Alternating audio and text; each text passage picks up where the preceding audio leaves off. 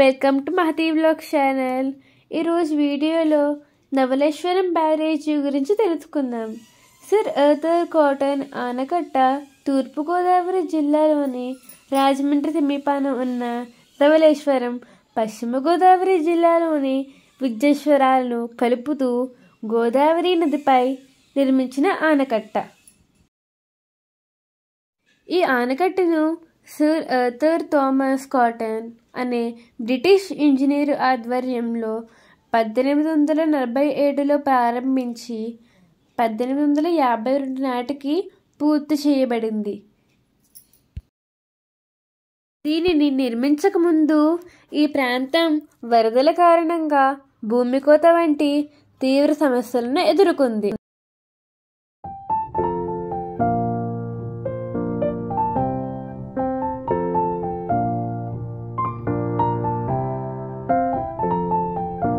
ధవళేశ్వరం బ్యారేజీ 15 అడుగుల ఎత్తు, 3.5 కిలోమీటర్ పొడవు ఉంటుంది. వరదలను దాటేందుకు 175 క్రెస్ట్ గేట్లు ఉన్నాయి.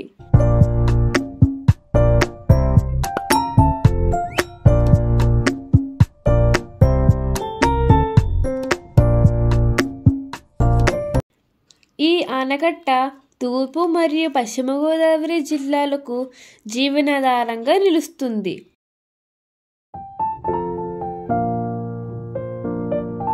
వ్యవసాయ పనులకు స్థిరమైన నీటి సరఫరాలను అందిస్తుంది.